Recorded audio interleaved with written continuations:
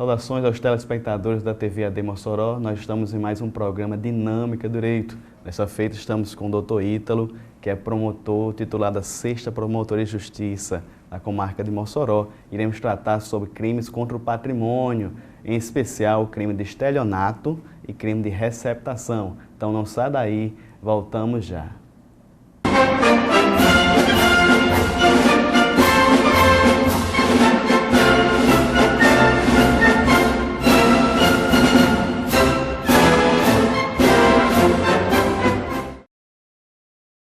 Estamos de volta com o programa Dinâmica do Direito. Estamos com o promotor da 6ª Promotoria de Justiça da comarca de Mossoró, Dr. Ítalo. Iremos falar sobre crimes contra o patrimônio. Então, você que é estudante de Direito, você que é profissional liberal, você que é interessado no mundo jurídico, ou mesmo cidadão, deve se ater a essa temática, Dr. Ítalo, porque em momentos de crise, sempre tem aqueles mais espertos, sempre tem aqueles que tentam seja de uma forma ou de outra, burlar o sistema e ajuntar o seu patrimônio de maneira ilícita. E nessa feita, nós temos as instituições, o Código Penal é muito forte em respeito ao patrimônio, em respeito da segurança jurídica dessas relações, doutor Ítalo. Então vai ser muito pertinente essa temática, uma temática muito atual. Mossoró é uma cidade que está se expandindo muito, tem muitas pessoas que vêm de fora, vêm mesmo do interior, pessoas tentando ser espertas demais e tentando lesar o cidadão de bem. Mas antes de entrar na temática, doutor Ítalo, propriamente dita, crimes contra o patrimônio, conhecer um pouquinho do entrevistado. Esse jovem aqui, ele é promotor de justiça, como a gente falou. Mas, doutor Ítalo, o senhor é natural da onde? Olá, doutor Nazeu, satisfação estar participando aqui pela primeira vez desse programa. Eu sou natural de Fortaleza, Ceará, e já estou aqui no Rio Grande do Norte há quase 16 anos, atuando no Ministério Público. Em Mossoró, especificamente, eu comecei a atuar no dia 1º de setembro de 2002 e passei a titularizar a atual promotoria, minha que é a 6ª, no dia 1º de fevereiro de 2003. Então, doutor Ítalo, sua formação também foi no Ceará? Qual foi a faculdade que o senhor cursou? Me formei na Faculdade de Direito da Universidade Federal do Ceará. Logo em seguida, eu passei no concurso público, também no estado do Ceará, para analista judiciário, trabalhando no Poder Judiciário. Em seguida fiz outro concurso, depois de uns 2 anos, passei para delegado de polícia, mas passei pouco tempo como delegado. E logo em seguida passei para o Ministério Público e vim ser promotor aqui no estado do Rio Grande do Norte. Doutor Ítalo, a carreira é muito ampla, a carreira jurídica, abre um leque tremendo, seja na magistratura, Ministério Público ou mesmo na advocacia. Mas como o senhor se identificou com o Ministério Público, é uma instituição importantíssima, não faz parte de nenhum dos poderes, uma instituição permanente, independente, em prol da sociedade. Como foi a sua chamada em face do Ministério Público? Olha, veja só, eu sempre tive uma simpatia de atuar no Ministério Público desde o tempo da faculdade, certo? Lá nos primeiros semestres eu já dizia que eu queria ser um promotor de justiça. Eu tinha uma afinidade, gostava da atribuição. Isso em pouco decorria do fato de quando eu saía da Faculdade de Direito, por vezes, eu passava no Fórum Clóvis B. Vilacqua, que é o principal fórum de Fortaleza, que à época era no centro da cidade, onde ainda hoje é a Faculdade de Direito, e sempre que eu podia eu começava a assistir a alguns tribunais do júri. Eu gostava muito da atuação do promotor, então eu comecei a me identificar, a me espelhar naquela conduta. Desde o início da faculdade que eu já imaginei em ser promotor de justiça. E você até agora colocou que as atribuições são muito amplas no Ministério Público. Realmente, se a gente for falar só de atribuição do Ministério Público aqui, daria mais de 1 hora aqui, eu falaria em diversas áreas, meio ambiente, consumidor, infância e juventude, idoso, patrimônio público, criminal, enfim, são muitas. Mas a que eu sempre gostei, área criminal. Eu sempre imaginei em ser um promotor de justiça da área criminal como eu sou hoje. Doutor Ítalo, se for falar das atribuições, a gente percebe que em alguns momentos o Ministério Público ele é apenas fiscal da lei, mas tem outros momentos que ele é a parte interessada em prol da sociedade. No caso criminal, especificamente, o senhor da 6ª Promotoria Criminal, o promotor é mais ativo. O promotor, inclusive, tem atribuições até investigativas, né, doutor Ítalo? Exatamente. Na parte criminal, para que as pessoas entendam, é o seguinte: se você aí for vítima de um determinado crime, para que o autor do crime de que você foi vítima seja processado, é necessário que um promotor ofereça a denúncia, faça uma acusação.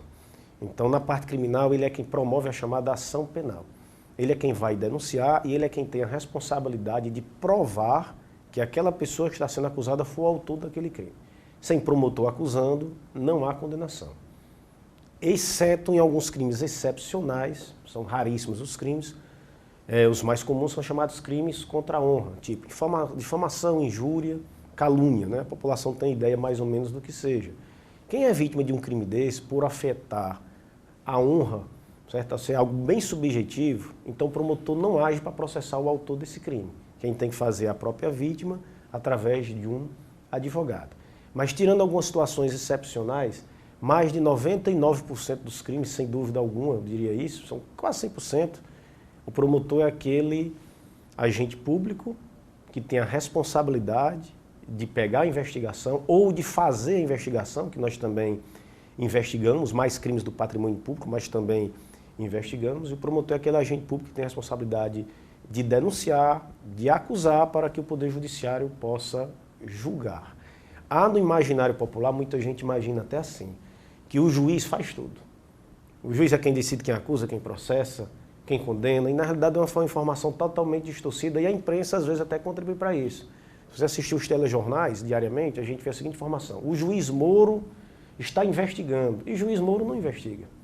O juiz ele julga, mas ele só pode julgar se tiver alguém para acusar. No caso da Lava Jato, que eu estou mencionando como exemplo que todo mundo conhece bem, porque está todo dia nos jornais, o juiz Moro, por exemplo, só pode julgar se tiver o Ministério Público para acusar. Então ele depende necessariamente de uma acusação.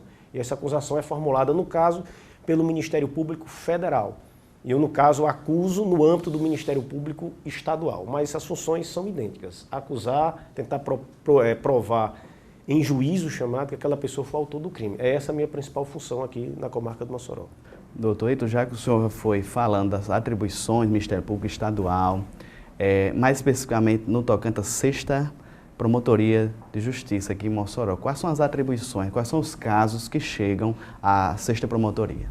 Bom, nós temos aqui em Mossoró 19 promotorias. Criminais, propriamente ditas, 6, e tem algumas que têm atribuição mista. Criminal e também na área civil. Então é feita uma distribuição para saber, uma definição de atribuições para saber quem pega o quê, qual crime. Na minha parte, eu atuo, assim, são muitos e muitos crimes, mas eu vou dizer quais os principais, pelo menos, não é? Crimes de roubo, de furto, de estelionato, que a gente vai falar hoje sobre isso, crime de receptação, crimes de falso, estupro, lesão corporal. Então, são muitos os delitos. Mas os principais, esses crimes, furto, roubo, estelionato, receptação, eu acho que esses 4 aí estariam entre os 4 crimes que eu mais atuo aqui na cidade de Mossoró. Doutor Ítalo, eu não vou pedir nenhum dado concreto, mas o senhor já está aqui em Mossoró há 15, 14 anos, né? O senhor tem uma dimensão, como evoluiu negativamente a questão da segurança pública, a mesma criminalidade aqui em Mossoró, no tocante a crimes contra o patrimônio, isso tem uma dimensão? Olha, em termos de estatística é difícil você trabalhar porque ninguém nunca sabe efetivamente a quantidade de crimes. Por quê? Porque existem as chamadas subnotificações. Tem muita gente, quem está me ouvindo sabe disso, que é vítima de um crime de roubo, de furto e que sequer vai na delegacia fazer um BO. Embora, detalhe, nem precise. Porque esse é o chamado crime de ação penal pública, significa o seguinte: tanto faz a vítima querer ou não processar o autor do crime. O Ministério Público souber tem que ir atrás, a polícia tem que ir atrás. Mas, muitas vezes a pessoa é vítima de um furto e a autoridade só toma conhecimento se ela for até uma delegacia fazer o quê? O chamado BO. Muita gente nem faz BO. E tem pessoas que fazem BO, mas como não tem informação nenhuma sobre o autor do fato, os BOs ficam ali dormindo, né? Sem gerar inquéritos policiais, sem gerar investigações. Então não se dá para ter uma convicção realmente sobre a quantidade de crimes, porque eu digo sem medo de errar, não só em Mossoró, no Brasil todo, que a grande maioria dos delitos, ele não é sequer investigado. Os autores do fato estão impunes. Mas falando daqueles que chegam ao nosso conhecimento, aí eu digo para você que nos últimos anos, desde que eu cheguei aqui, a situação só piorou. Isso dos registrados, né? Os não registrados eu nem tenho uma dimensão, mas dos registrados A criminalidade, sim, aumentou, a situação da insegurança pública aumentou e a sociedade está perdendo muito com isso. A escalada da violência. Não é da minha área específica, mas eu também atuo nesse tipo de crime em substituição ao promotor titular. Por exemplo, a área de homicídios. Mossoró hoje tem, quase todos os anos, perto de 200 homicídios. É uma situação de guerra. Às vezes a gente fala muito que acontece, está tendo um atentado lá na França, morreram 80 início, morreram não sei quantos no atentado. Pega essa realidade nossa, do Brasil, eu não falo só de Mossoró, imagina quantas pessoas são mortas no Brasil por dia. É como se nós tivéssemos constantemente atentados terroristas em nosso país. E a situação de Mossoró não foge da regra nacional. Nós estamos numa cidade muito violenta, que há muitos delitos e para ter essa informação não precisaria nem o promotor criminal responder e nem o delegado responder. Quem está me escutando sabe o quanto Mossoró é uma cidade violenta. Doutor Ítalo, mais especificamente agora só adentrar em crimes contra o patrimônio. É muito amplo, né, doutor? O pessoal de casa não é obrigado a decorar esses termos que a gente vai falar. Inclusive, doutor Ítalo, nossa linguagem é mais acessível possível. Nós temos tanto estudantes de direito, como a gente falou, como pessoas da sociedade civil. Mas um patrimônio exemplifica aqui alguns. No próximo bloco a gente vai falar sobre estelionato especificamente, mas o senhor já nos ajude a exemplificar, são vários, né, contra o patrimônio. São chamados, os crimes contra o patrimônio são dezenas. Se você me perguntasse todos, mesmo eu que atuo na área criminal não sei quantos anos, eu não saberia nominar todos. Mas os mais comuns, eu até já falei agora há pouco, roubo e furto. São os principais crimes contra o patrimônio. Mas tem outros também. Tem a extorsão, tem o sequestro, tem o crime de dano, tem estelionato, tem o crime de receptação.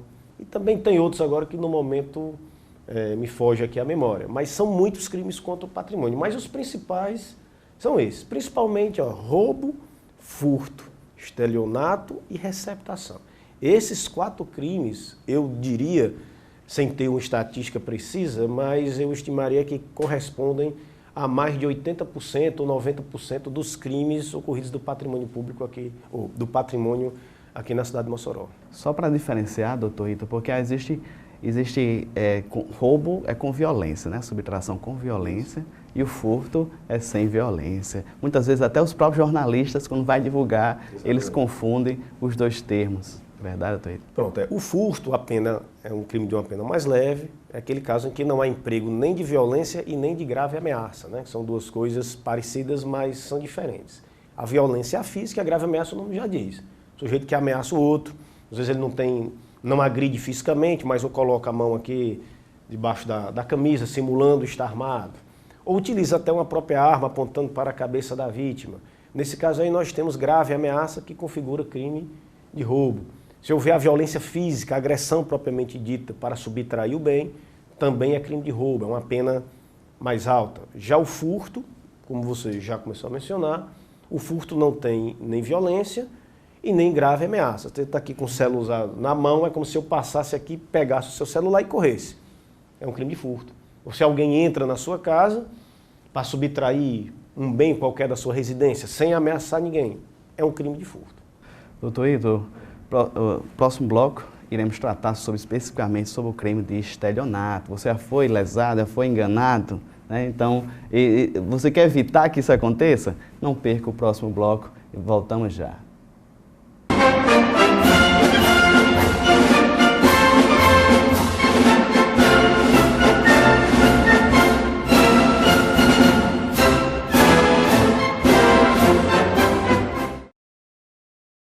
Estamos de volta com o programa Dinâmico Direito. Estamos conversando com o promotor, doutor Ítalo, titular da 6ª Promotoria daqui da comarca de Mossoró. Estamos falando, caro telespectador, sobre crimes contra o patrimônio. E como o doutor Ítalo bem falou nos outros blocos, é muito extenso, é uma gama muito extensa, mas vamos nos ater, doutor Ítalo, aos que são mais graves, que a sociedade clama e merece um melhor esclarecimento a respeito. A gente vamos se concentrar, doutor Ítalo, nesses blocos, no caso estelionato, agora, e vamos falar também sobre receptação. Mas, doutor Ítalo, sobre o estelionato, vamos discorrer agora. Só nos ajude, eu acho que quem está em casa, esse não é muito técnico, né? Mas dê uma definição mais branda que o telespectador possa ter acesso. Pois é, o estelionato, você disse que a definição assim, é técnica, mas eu acho que a população ela tem ideia o que é um estelionatário. Você perguntar para o povo, olha, aquele cara é estelionatário. Até as pessoas têm ideia. 171, né? O pessoal Exatamente. Já tem. Até o artigo também. Ia falar justamente isso agora. Quem já viu a expressão? Fulano, então é 171. Então, até o número da lei, número da lei não, do artigo, né, 171, já está ligado na cabeça, no imaginário popular, né, na crença popular, a ideia de alguém, né, que é esperto. Até você usou essa expressão no bloco anterior, logo no início você falou assim, aquele sujeito que é esperto, que quer tirar vantagem. Você falou no ponto-chave aí, esperteza. O estelionatário é um esperto que, através de algum artifício, de algum meio enganoso, pega normalmente uma pessoa desprevenida, pessoa muitas vezes de boa fé, engana e tem um benefício patrimonial, né, em decorrência dessa sua conduta. Ele tira um benefício ilícito, uma vantagem ilícita, deixando no prejuízo a pobre da vítima. Então, o crime seria mais ou menos, e está na lei, eu vou dizer a definição técnica, se não for igual ao que está na lei, mas é quase isso. O crime define-se da seguinte forma: obter para si ou para outra pessoa vantagem ilícita, né, em prejuízo de alguém, em prejuízo da vítima, mediante artifício, ardil ou outro meio enganoso. Né? Aí o telespectador pergunta, o que é o ardil? O que é o artifício?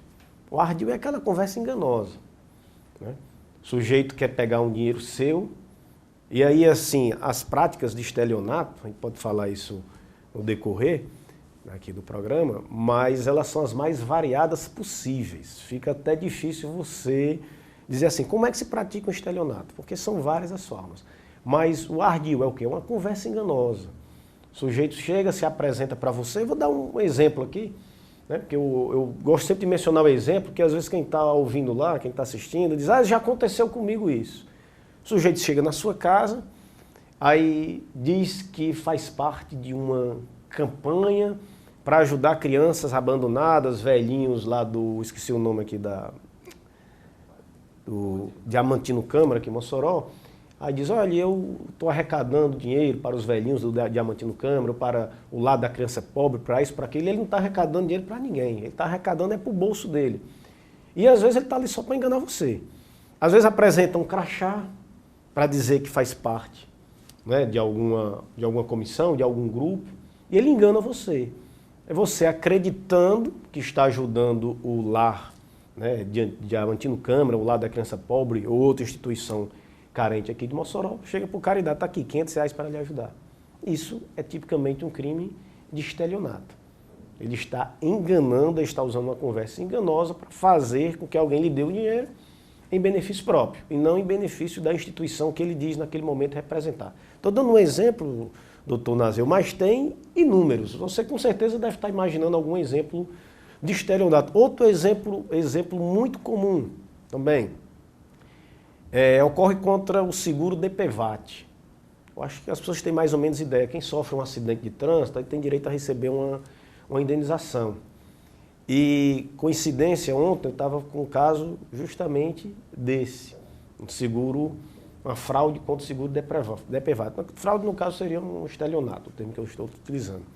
Aí o que é que ele faz, um rapaz? Ele teve uma lesão que não foi no trânsito. Né? Não vou dizer nem a situação, porque às vezes identifica o caso e eu não tenho interesse em identificar o caso necessariamente. Mas ele tem uma lesão. Aí ele vai fazer um BO, aí diz, olha, isso aqui foi de um acidente de trânsito. Ele cria a história, né? Estava numa moto, quando colidiram comigo, ou tal, alguma coisa nesse sentido. Na realidade, ele está fazendo isso para enganar, né, a seguradora que vai pagar a indenização. Ele não foi vítima de acidente de trânsito, ele não tem direito à indenização, mas ele cria uma situação para poder enganar a seguradora e receber um valor. Também é uma situação muito comum ocorrer aqui em Mossoró, que é a chamada fraude contra as seguradoras, lá, a questão do seguro DPVAT. Mas tem muitos, se você quiser aí a gente fala 20 exemplos Doutor, eu acho que o tempo não nos permite. Tem vários exemplos, até o pessoal dentro da cadeia, né, liga dizendo que é de um seguro, dizem que a pessoa, ou um sorteio, a pessoa foi premiada, que deposita tanto na conta dela, né, e faz o movimento. Tem a questão de sequestros, né, simular sequestros, né, doutor Ítalo? Estou com seu filho, estou com mas seu... aí já poderia ser mais outro tipo de delito, não estelionato. Mas o primeiro exemplo se enquadra bem, só falar do prêmio. Inclusive um tio meu, já até falecido há muitos anos, e aí foi uma das maiores revoltas que ele teve na vida, porque ele sempre se dizia que ninguém fazia ele de besta. Pois aí recebeu uma ligação, já uma pessoa de seus 70 e poucos anos, com essa história aí que você mencionou agora há pouco. Olha, você foi sorteado, ganhar um prêmio e tal. Só que pedia para poder liberar o prêmio, que eu não sei o que era, que ele fizesse um depósito. Né? Dava uma conta e ele fez o depósito. E aí depois ele ficou esperando o prêmio e o prêmio nunca apareceu. E ele ficava revoltado com isso, porque dizia, a primeira vez, na expressão dele, que me fizeram de besta. Então isso aí é um típico de um estelionato. Empréstimos também fraudulentos. Alguém vai até uma dessas empresas de crédito para pegar um empréstimo, só que ele tenta fazer um empréstimo no nome de outra pessoa. Isso é uma tentativa de estelionato. Chega lá usando um documento falso, aí é o tipo de crime, mas que faz parte também, porque o estelionato também é praticado com documento falso. Isso também eu recebo muitos casos assim. Ele falsifica um documento, aí é como se eu fosse até a empresa, com seus dados, aí eu modifico a identidade, boto a minha foto no lugar da sua carteira, e o empréstimo que eu consigo vai no seu nome e não no meu. Aí depois você está lá na sua casa, eu acho que já aconteceu isso com muita gente aqui em Mossoró, aí de repente você vem a cobrança, para pagar aquele empréstimo. Eu nunca fiz empréstimo algum, como é que eu estou recebendo essa fatura para pagamento? É uma situação típica de estelionato que ocorre aqui na nossa cidade, no Brasil todo, aliás. Doutor Ítalo, ainda sobre estelionato, a questão como é que o cidadão de bem, que foi lesado no seu direito, no seu patrimônio, como é que ele faz para procurar as autoridades?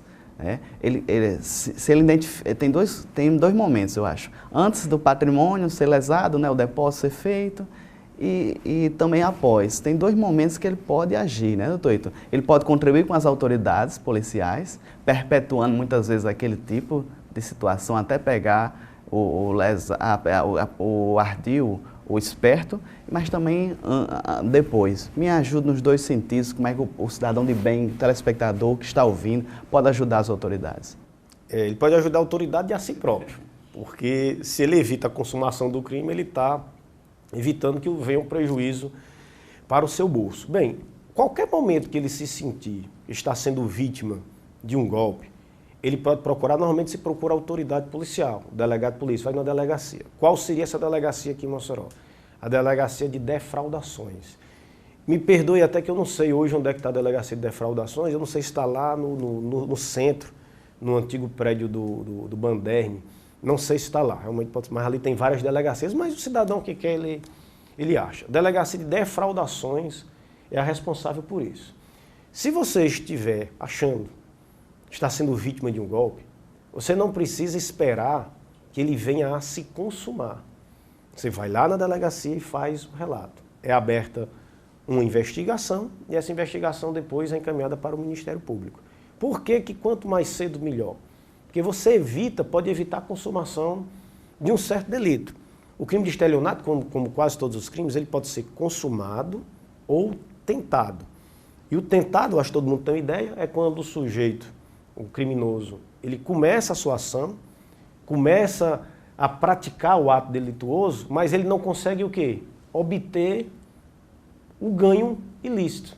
Ele começou a agir, mas aí antes dele receber o dinheiro, ele foi impedido, de alguma forma. Lembra do exemplo do meu tio, que foi lesado? Ali, quando alguém ligou para ele, com aquela conversa enganosa, ali já estava sendo iniciado o crime de estelionato. Mas se ele tivesse tomado uma precaução, vamos imaginar, olha, eu acho que isso aqui é um golpe, tivesse sido lá na delegacia, talvez ele recebesse a orientação, pai, não faça depósito não, porque isso aí é uma tentativa de estelionato. Pronto. O crime, no caso, não teria se consumado. Haveria um crime, mas um crime tentado. E se houver consumação também, se você efetivamente teve o prejuízo, também você deve procurar a autoridade policial para que seja feita essa investigação. Se for identificado o autor desse delito, ele depois será denunciado pelo Ministério Público. Falando o que eu disse no bloco anterior, um promotor vai oferecer a acusação contra a pessoa que lhe vitimou. É assim que funciona. Doutor Ito, ainda nessa parte tentada, a polícia tem meios, doutor Ito, de rastrear, mesmo que seja por celular, as ligações, de onde está partindo essas ligações? Tem. Normalmente tem. Né? Há mecanismos, se sabe onde é. Se pega o número da operadora, através do número da operadora dá para se saber quem é o proprietário daquela linha. Então, assim, tem meios de investigação. Agora, acontece que é tanto estelionato, é tanta coisa, que muitas vezes a polícia não vai ter a estrutura para investigar. Esse é que é o grande problema hoje no Brasil. Falta estrutura de investigação. Então, às vezes, a pessoa fica até descrente, sem acreditar na polícia ou na justiça, porque às vezes é vítima de um determinado crime e diz, poxa, não aconteceu nada. Mas, infelizmente, é uma situação difícil, de falta de estrutura que nós temos para punir melhor e de forma mais eficaz aqueles autores, não só de crime de estelionato, mas de todos os crimes. Mas a polícia, sim, tem meios de chegar até eles. Doutor Ito, o bloco está encerrando, o assunto de estelionato é um assunto atual. Vamos deixar para o próximo bloco, é receptação. Vamos já voltar à questão da receptação e especificamente detalhar, mas eu queria depois no último bloco, doutor Edson, voltar a estelionato, porque tem uma modalidade muito interessante que é aquela que se dá através de cheque, né? O emissor através de cheque. E eu queria que o senhor voltasse logo, ainda no último bloco. Mas não sai daí, voltaremos já com o doutor Ítalo, promotor da 6ª Promotoria Criminal aqui de Mossoró, a respeito sobre receptação. Voltamos já.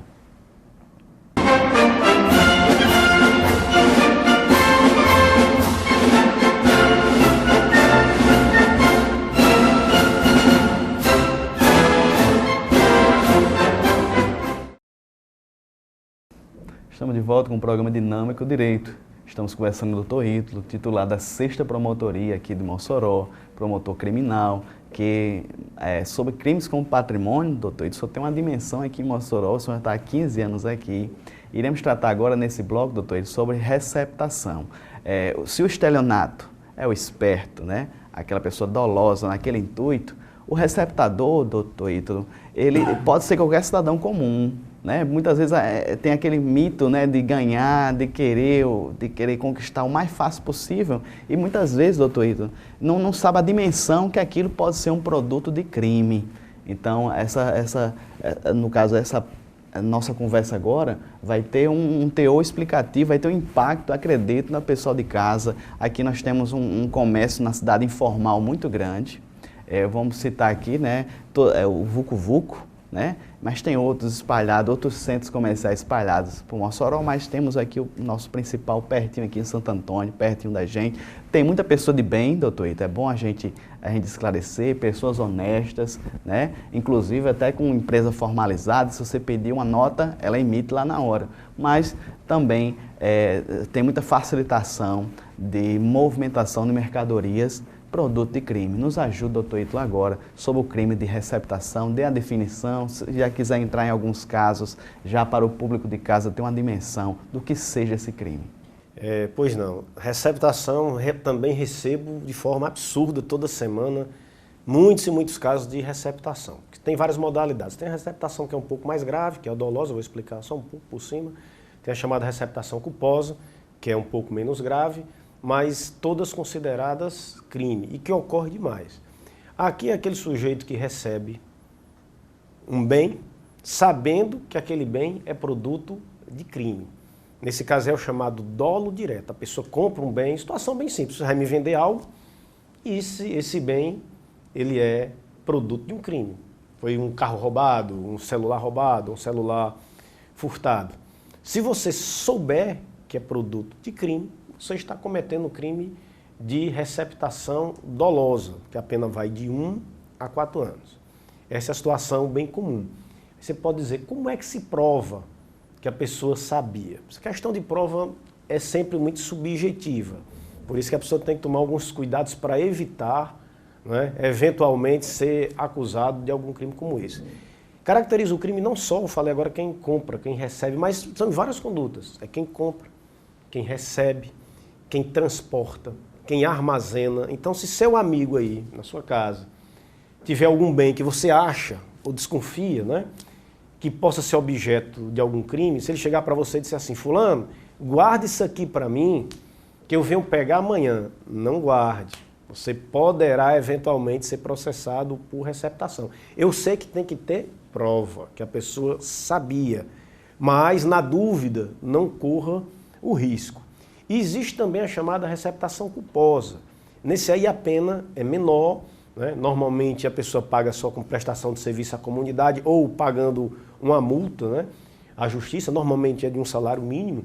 E o que é essa receptação culposa? São 3 situações bem comuns que acontecem. Nesse caso, você não tem como provar que a pessoa sabia que era produto de crime.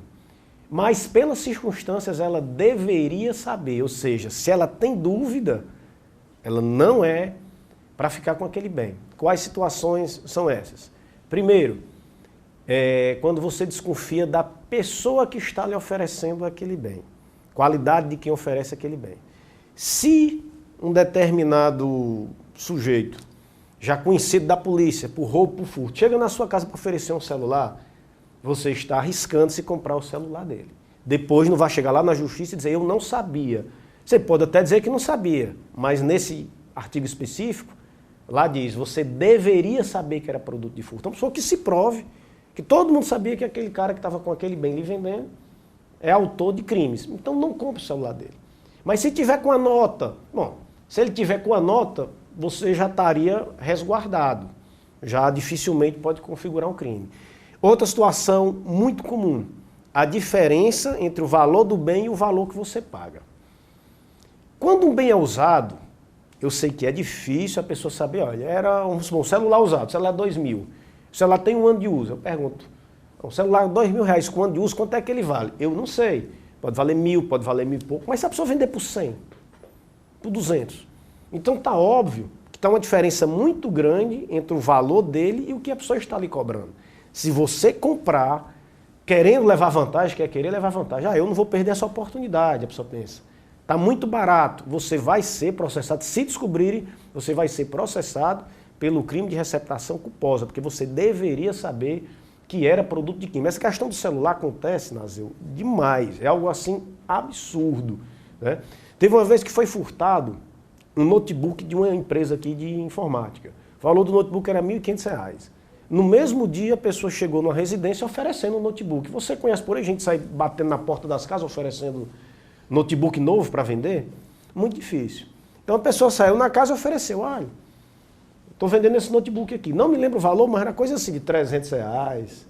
A pessoa vai lá e compra. Poxa, se você compra, você espere, aliás, pelo menos fique aí de olho, porque você pode ser chamado pela justiça. Você praticou um crime de receptação. Pode até não ser preso, mas você vai ter um probleminha com a justiça, você vai prestar serviço à comunidade ou vai pagar uma multa. Então são situações essas bem comuns aqui em Mossoró. A diferença entre o valor do bem e o que você paga por ele. Na dúvida, você não é para comprar. Sempre procura olhar nota fiscal, né? E muitas vezes, você até colocou, a pessoa compra de boa fé, sim. Vamos supor que você tem um vizinho. Olha, eu tenho aqui meu celular, aliás, está ali guardado. Ele não tem mais nota fiscal. Não tem. Eu acho que muita gente perde realmente a nota fiscal com o tempo. Vamos imaginar, eu falei caso que configura crime. Agora eu vou mencionar caso que não configuraria crime. Aí eu vou vender o celular para você. Aí você diz, poxa, eu conheço o Dr. Ítalo, ele não vai me vender um produto roubado, furtado. Aí mesmo sem a nota fiscal, você compra o meu celular. Vamos imaginar, paga um preço razoável. Vamos imaginar que esse celular depois se descobre que é produto de roubo ou de furto. Você, em tese, não vai cometer o crime algum. Por quê? Porque você comprou de alguém, mesmo sem nota fiscal, de uma pessoa que você não tinha motivos para desconfiar que aquela pessoa tivesse envolvimento com o mundo do crime, que aquele celular fosse roubado, furtado. São muitas situações que você tem que analisar o caso concreto, mas aí quem vai comprar, quem vai adquirir, tem que ter total cuidado, porque senão, às vezes você diz, poxa, eu sou uma pessoa de bem, pois é, mas aí cedeu aí à tentação de comprar um celular bem mais barato, aí você vai ter realmente problemas, muito provavelmente vai ter problemas com a justiça. Doutor, ele tem algumas formas que a gente chama formas qualificadas, né? Tem contra o Estado, né? Contra o patrimônio do Estado, e tem aquela, se a pessoa exerce o comércio também. Só me fale dessas formas, dessas modalidades. Pronto, o comerciante, e aí vale para você que tem um boxe lá no Vucu Vucu, já que você mencionou, ou algumas pessoas, em geral, trabalham com produtos usados. É sempre complicado trabalhar com produto usado. Porque você vai comprar de alguém e você nem sempre sabe a origem daquele bem. Mas por que comerciante tem que ter mais cuidado? A lei ela é bem mais rigorosa com o comerciante do que com o não comerciante. Se você é não comerciante e vai comprar, transportar, adquirir, guardar um objeto que possivelmente é produto de roubo, a lei lhe dá uma pena menor porque você não é da área, você não é comerciante. Então ela, como se dissesse assim, olha, você não tem a obrigação de ter cuidado demais. O comerciante, sim. Então o comerciante, quando ele vai comprar um determinado bem, ele tem que tomar toda a precaução para saber se aquele bem é produto ou não de roubo ou de furto. Aqui já aconteceu um caso aqui em Mossoró de estabelecimento comercial relativamente grande. Aí de repente foi desviada uma carga, eu não me lembro de que era essa carga grande, né? Estou tentando lembrar aqui o material, mas não lembro. Mas enfim, foi desviada uma carga grande. Foram lá nesse estabelecimento comercial, estava lá centenas de itens dessa carga roubada. Aí a pergunta é, cadê a nota fiscal? Você fez o pedido de compra, ou seja, você vai ter que provar, o comerciante, que realmente adquiriu. Inverte-se aí o ônus da prova, viu? O comerciante é que vai ter que provar que adquiriu aquilo ali de forma legal. Aí, para o comerciante, a pena é maior. É de 3 a 8 anos. Uma pena já bem maior. Então, você, comerciante, vai comprar algo, tome muito cuidado, porque a pena para você é maior. Diferentemente do cidadão comum, que a pena é de 1 a 4 anos, normalmente o processo resolve-se, não dá tempo de falar sobre isso, mas o processo resolve-se logo, o processo é suspenso, a pessoa fica 2 anos cumprindo aí algumas medidas e depois resolve sair para a cadeia. O comerciante já é mais fácil para a cadeia, é uma pena maior. Então todo cuidado é pouco.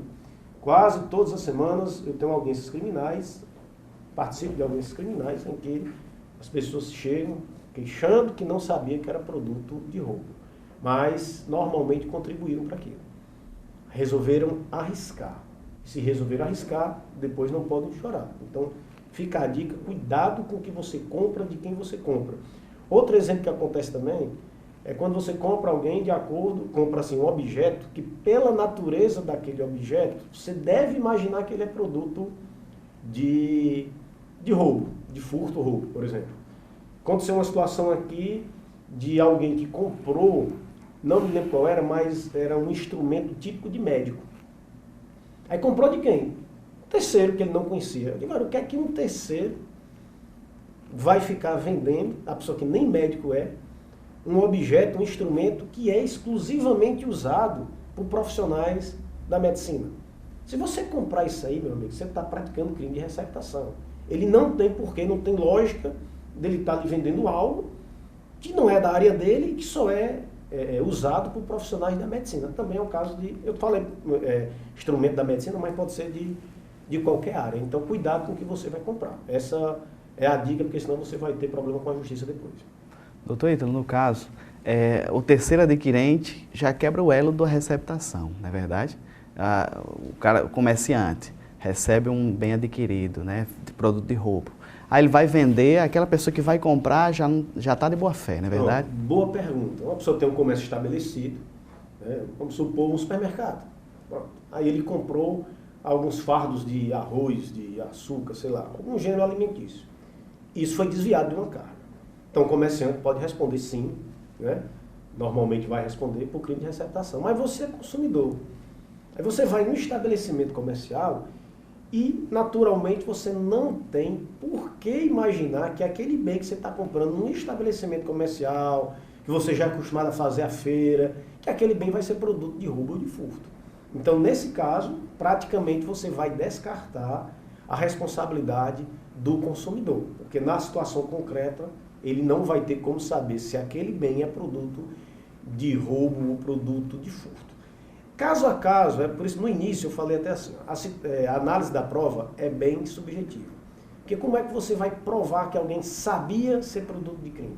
Ou como é que você vai provar que ela deveria saber ser produto de crime? É o caso concreto. Você vai analisando situação por situação. Você trouxe um caso concreto do consumidor que comprou, ou teria comprado num estabelecimento comercial. Esse aí, diria para você que a possibilidade de ele ter cometido um crime é praticamente zero. A não ser que eu consiga provar, eu sou promotor, não estou com a investigação. Se eu consiga provar que você, consumidor, você sabia, vamos supor que você viu, o comerciante disse, olha, isso aqui eu estou vendendo mais barato, porque eu comprei, não vai acontecer isso, mas estou só para o telespectador entender. O comerciante comunica, ó, pessoal, estou vendendo isso aqui mais barato, porque eu recebi isso aqui, né, de uma carga que foi desviada. Aí você vai lá sabendo que aquela carga é desviada, aí você chega e compra esse produto. Aí sim você estaria cometendo um crime. É uma situação tão difícil de acontecer essa, que eu prefiro ficar com a resposta anterior. O consumidor que vai a um estabelecimento comercial, né, registrado e tal, se é acostumado a comprar, vai lá, adquire determinado produto, você não responde pelo crime de receptação. Estamos com o Dr. Ítalo, promotor titular da 6ª Promotoria da Comarca de Mossoró, tratando sobre crimes contra o patrimônio. No último bloco, Dr. Ítalo, vamos tentar fazer um resumão e dar algumas dicas para a população a respeito, tanto para evitar o crime de estelionato, ser vítima, como também questão da receptação, não incorrer nessas práticas. Então, não sai daí, voltamos já.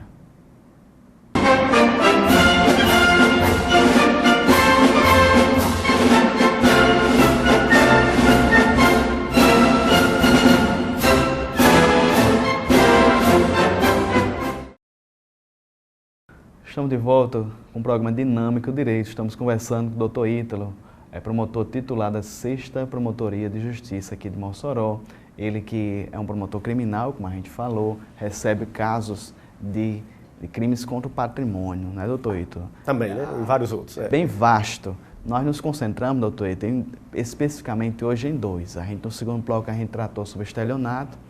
No terceiro bloco a gente falou, caro telespectador, sobre receptação. Mas, como eu falei, tem uma forma típica de estelionato, doutor, que se dá por meio de cheque. Eu quero que o senhor nos ajude aí a diferenciar, sempre ressaltando, porque existe a responsabilidade civil de pagar a dívida e a responsabilidade criminal, né, de responder perante a justiça. Mas sobre o cheque, doutor Ítalo, passar cheque sem fundo é crime? Nos ajude. Vamos lá, sobre o cheque tem várias situações. Antes de chegar no cheque sem fundo, uma situação comum que pode acontecer é o sujeito falsificar o cheque. Tirou um talionáriozinho, é seu, aí eu assino como se fosse você e passei para frente. Isso é o típico estelionato. Né? Você está enganando o outro, passando um cheque como se fosse meu, passando sem ser meu, sendo de outra pessoa. Então tipicamente um caso, é uma falsidade que caracteriza crime de estelionato. Mas a situação que você perguntou agora, cheque sem fundo, também muito comum. Mas a questão do cheque sem fundo para ser crime, tem que analisar as circunstâncias. Não é todo cheque sem fundo que é crime de estelionato. Tem que ficar caracterizado o dolo, que é o dolo, é a vontade de enganar, a vontade de cometer aquele delito, a má-fé.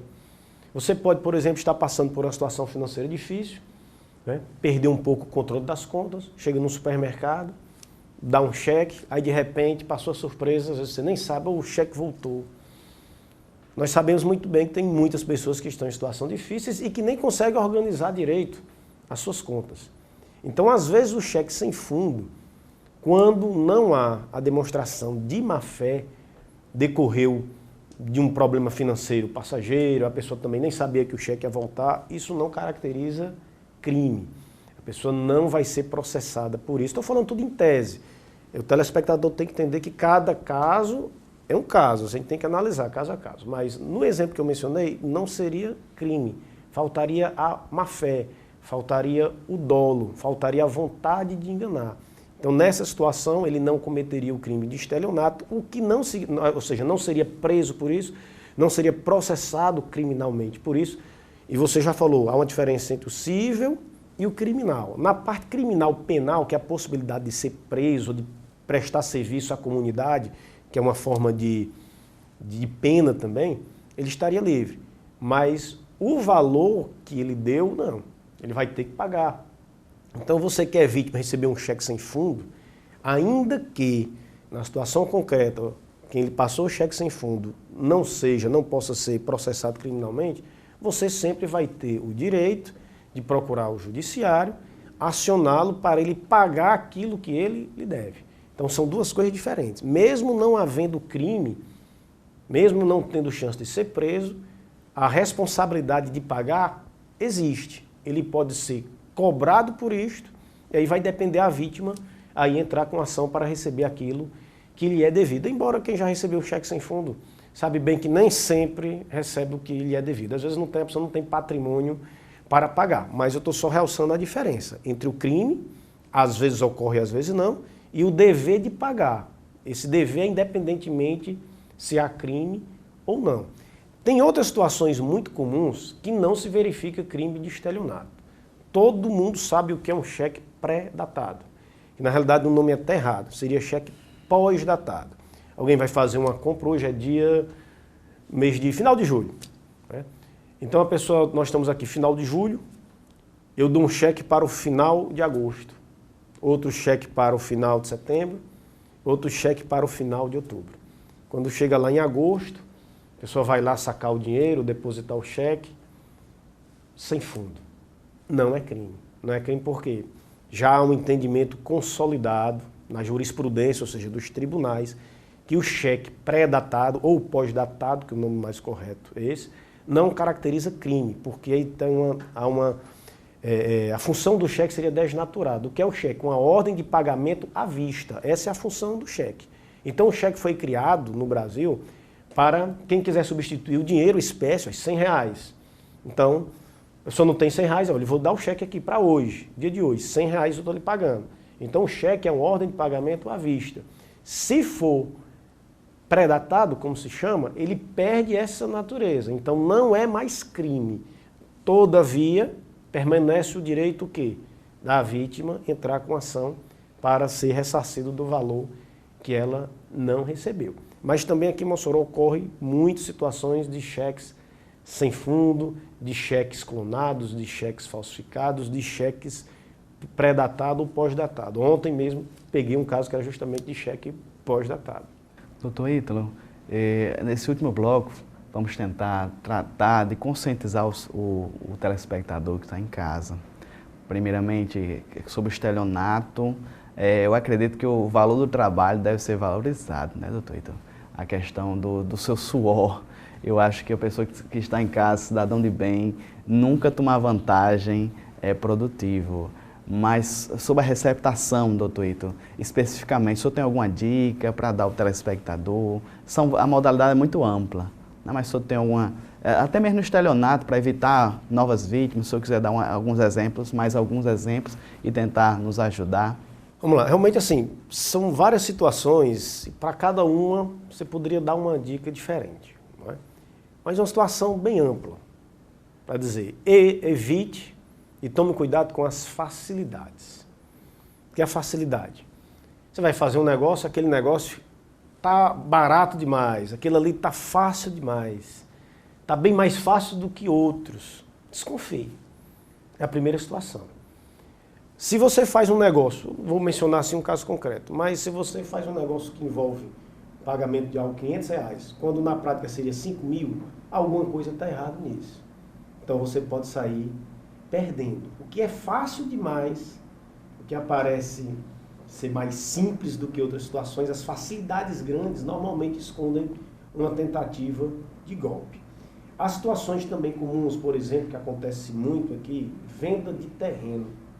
O sujeito compra um terreno de alguém que não é o dono daquele terreno. E aí foi vítima o quê? De um crime de estelionato. A pessoa vende o que não é dele. E aí é você ir atrás de um corretor de confiança, verificar a situação daquele imóvel no cartório para evitar ser vítima de golpe. Outra situação, venda de carro.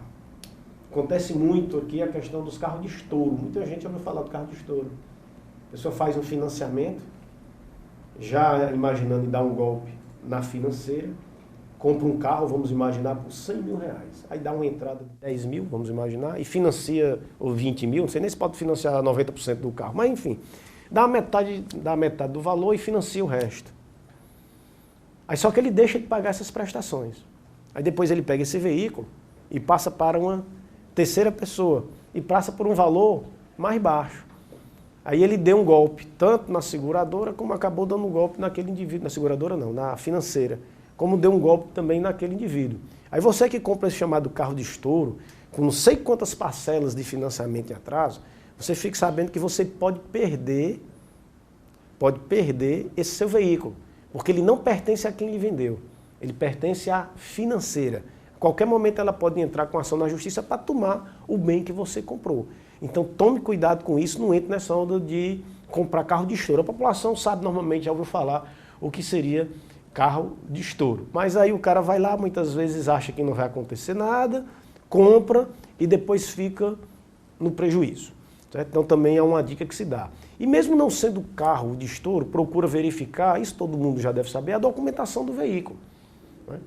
Olha lá se quem está passando realmente é o titular, toma determinados cuidados, tem a documentação. Essa questão de receber veículos sem documentação, não faça isso. Às vezes alguém em situação muito comum, passa o veículo e diz assim, olha, você me dá 10 mil, quando você pagar outra parcela, eu lhe dou o documento do veículo. Acontece muito. Não caia nisso. Pode até não ser um golpe. Às vezes a pessoa diz que vai passar a documentação depois para ver se recebe o dinheiro, eu sei. Mas como é que você está fazendo um negócio, recebe um carro, que tem que ter, eu esqueci até o nome lá do documento do carro, tem que ter o documento lá do CRLV. Tem um documento do veículo, aí você faz o negócio, compra aquele carro e não recebe a documentação. E acontece demais. Aí depois você é processado, vai se olhar, opa, e esse carro aqui, amiga, a polícia pega.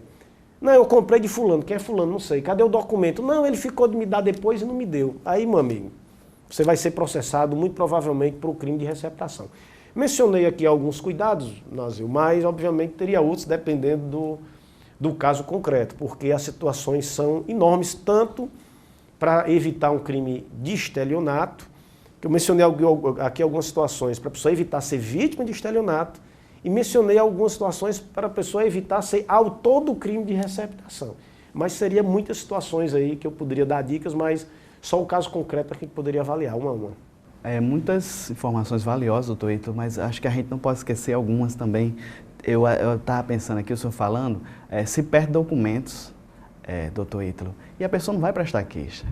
Muitas vezes o estelionatário usa aqueles documentos seus, não é nem falsos, ele já vai usar documentos mesmo verdadeiros. E pega aqueles documentos, seja identidade, CPF, para cometer crimes. Então, uma dica, né, doutor Ítalo, ao telespectador, perdeu os documentos, preste queixa, faça um boletim. Acho que é interessantíssimo, doutor. Isso aí é excelente, até porque você evita de ser preso no lugar do outro. Já aconteceu injustiças aqui, só que injustiças, veja só, não culpa do Judiciário, ou do Ministério Público ou da Polícia. São situações que às vezes ocorrem. Alguém cometeu crime usando o seu documento. Aí a polícia vai lá, olhou, opa, é fulano de tal, vai lá e prende você. Aí depois se verifica que não foi você. Foi alguém usando os seus documentos. E aí, às vezes, para você provar isso, é um pouco complicado. A justiça tem que ir atrás também de provar. Não pode, certo, sair acusando todo mundo. Mas, às vezes, você imagina que aquela pessoa foi que cometeu o delito. Então, na hora que você perder um documento, se bem que, às vezes, a pessoa faz uma fraude sem você nem saber que estão usando o seu nome. Mas a dica é boa aí. Perdeu o documento, faça o BO.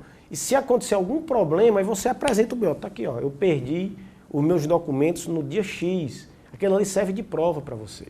Senão você pode ser que seja preso no lugar de outro. Uma dica muito boa essa. Comprar, né, doutor Ítalo, ou adquirir um produto, sempre pedir a nota fiscal. Nota fiscal. Eu acho que isso é interessante. É a regra, mas como eu disse a questão, que era subjetiva a questão da prova na receptação, às vezes você compra até um bem que não tem nota, mencionei até o exemplo do meu celular, eu não tenho mais nota do meu celular. Às vezes a pessoa imagina, não, eu vou comprar, eu conheço o doutor Ítalo, eu vou comprar o celular dele. Realmente, nesse caso, não é crime, mas, que assim, a pessoa não teria motivo para desconfiar que o meu celular fosse roubado. Mas o ideal, isso tem que ser a exceção. Você sempre tem que imaginar que por trás de uma pequena vantagem ou uma grande vantagem que você pode ter, você pode pagar depois com um processo criminal. Então, o ideal é você evitar, ao máximo, comprar sem nota fiscal. Porque se você comprar com a nota fiscal, meu amigo, mesmo que seja produto de roubo, você pode apresentar a nota, Está aqui, ó. Não, meu amigo, eu não sabia que era produto de roubo. Está aqui, a pessoa me vendeu com a nota. Embora pode ser produto de roubo, mas pelo menos a nota fiscal seria uma prova a ser analisada que quem comprou agiu com boa fé. Doutor Ítalo, eu só tenho que agradecer ao senhor, a sua disponibilidade, do seu tempo. Eu sei que não é fácil, né? Suas atribuições me deixam muito ocupado. O senhor responde para uma vara muito concorrida, muitos processos, mas agradeço aqui na pessoa do... E além dos processos criminais, nós interrompendo, ainda estou na promotoria eleitoral, mas a gente arranja um tempo, não tem problema não. Esse ano não está fácil para o senhor, então acho que... Não, mas por enquanto ainda não começou o negócio a pegar fogo não, mas... Porventura eu precisar do senhor de novo, eu acho que eu só vou recorrer depois de outubro. Eu acho que o pessoal de casa ainda tem muitas questões. Doutor, o senhor falou do documento falso, a gente pode trazer o senhor novamente, mas fique à vontade, as considerações finais, interagir com o público de casa. Eu agradeço o convite, né? Primeira participação aqui nesse programa. Dizer sempre que eu estou à disposição. Pode me convidar até durante o período eleitoral, não tem problema. Eventualmente pode ser que eu não tenha tempo no dia, mas pode me chamar, que é uma satisfação que eu tenho de comparecer. Eu gosto de prestar esclarecimentos, até para as pessoas terem conhecimento da função do Ministério Público, do que é crime, o que não é. As pessoas necessitam disso, as pessoas não têm o devido conhecimento. Eu sempre procuro usar uma linguagem mais popular para as pessoas entenderem bem. E eu acho que é dever do promotor de justiça, dever do Ministério Público prestar esse serviço à sociedade. Eu acho que eu estou aqui prestando, é isso, o programa, você está prestando um serviço à sociedade, tentando informar a população, e eu aqui estou tentando contribuir nesse papel que está sendo desempenhado por você. Então, doutor, em nome do público de casa, o meu muito obrigado, em nome de toda a equipe da TVAD, na pessoa de Rogério, na pessoa de Pastor Wendel, o meu muito obrigado. Iremos recorrer em outras oportunidades, sem nenhuma pretensão, iremos chegar junto do senhor em outra oportunidade a respeito da questão do crimes. Pode ser contra o patrimônio. O senhor, no caso específico, é eleitoral daqui de Mossoró ou de outra comarca? Mossoró. Pronto, e podemos recorrer ao senhor da questão eleitoral, que é muito forte, já está muito avançada na iminência da eleição. Então, podemos recorrer ao senhor. Mas você de casa, fomos enriquecidos aqui com a palestra do doutor Ítalo a respeito sobre estelionato. Evitar cair nessas práticas, o doutor Ítalo deu dicas valiosíssimas. E também evitar desse tipo de conduta, de ser esperto demais, valorizar o trabalho, como nós falamos anteriormente, e evitar também, doutor, de incorrer na prática a autoria do crime de receptação.